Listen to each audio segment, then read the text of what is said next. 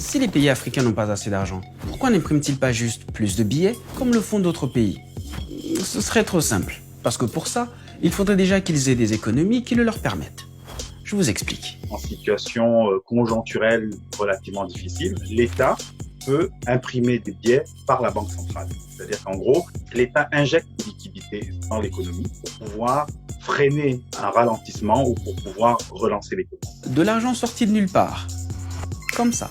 Et c'est ce que font les États-Unis ou encore l'Union européenne depuis la crise de 2008. Ce qui leur permet par exemple d'effacer leur dette publique. Mais s'ils le font, c'est parce qu'ils ont des économies suffisamment robustes pour créer des billets sans forcément avoir la richesse réelle nécessaire. Prenons le cas des États-Unis, qui sont en plus la première puissance mondiale. Cette position leur donne la possibilité de créer une monnaie qui est utilisée par tous les pays du monde.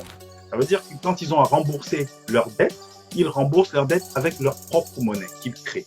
Et donc, pourquoi certains créeraient-ils de la monnaie et pas les Africains? Eh bien, les Africains le peuvent aussi. Et d'ailleurs, ils le font.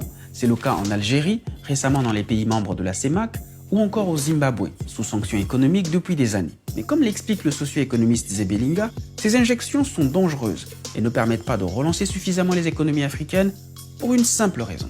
C'est que souvent, pour relancer votre économie, vous allez importer une partie des biens pour transformer votre économie. Et ces importations, vous n'allez pas les payer avec votre monnaie que vous avez créée.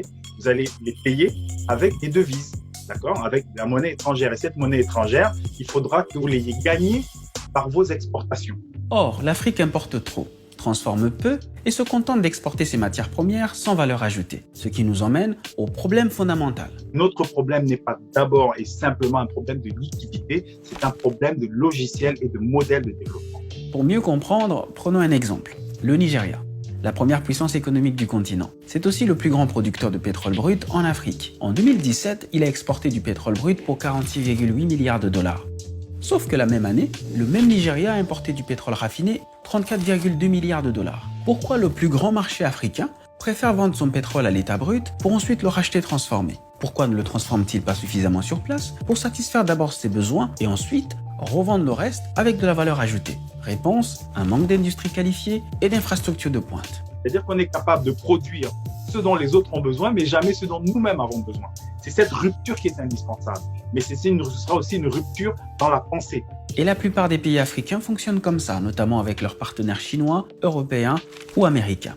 Leurs économies locales ne seraient même pas capables d'absorber trop de liquidités. Et ça pourrait faire augmenter les prix de manière catastrophique. On a des économies dont la valeur ajoutée manufacturière, en gros le niveau d'industrialisation, est très faible. Ça veut dire que si on injecte aujourd'hui beaucoup d'argent, ça ne va pas forcément entraîner une augmentation de la production. Ça va simplement faire un afflux de consommation jusqu'à ce qu'il n'y ait plus assez de produits et donc ça risque de faire de l'inflation. Vous ne saisissez toujours pas? Prenons un autre exemple. La Côte d'Ivoire est le premier producteur de cacao au monde. Pourtant, le chocolat y est moins transformé et moins consommé que dans les pays où il l'exporte. En 2017 par exemple, un Ivoirien a mangé en moyenne 500 grammes de chocolat contre 3,6 kg pour un Français. Et dans les rayons d'Abidjan, les chocolats suisses sont vendus et achetés 2 fois plus cher que les chocolats produits en Côte d'Ivoire. Et donc, non seulement il n'y a pas une culture de consommation du chocolat, mais en plus, le faible marché qui existe est envahi par des chocolats importés. Et le comble, c'est que ce sont en réalité des géants étrangers qui achètent et exportent la plus grande partie des fèves de cacao pour les transformer ailleurs, aux grandes dames des exportateurs locaux.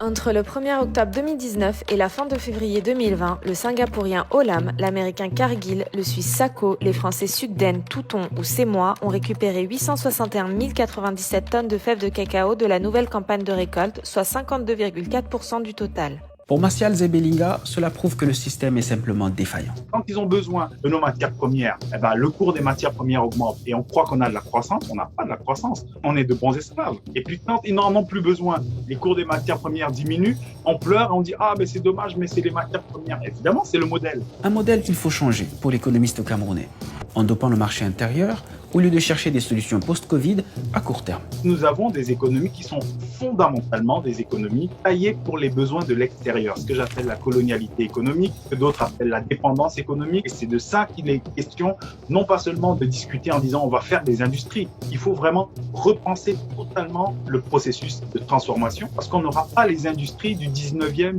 20e siècle. C'est fini. En commençant par le secteur agricole. Car en 2017 toujours, l'Afrique dépensait encore plus de 35 milliards de dollars par an pour importer du riz, du sucre ou encore des huiles végétales. Alors même que l'Afrique possède 60% des terres arables non exploitées du monde. Une mine d'or, selon la Banque africaine de développement. Ces 35 milliards de dollars devraient être conservés sur le continent africain. Il s'agit d'un marché que les jeunes Africains peuvent exploiter pour créer plus de richesses chaque année. Et par ailleurs, on a entre 50 et 100 milliards de dollars chaque année qui sortent en flux financiers illicites.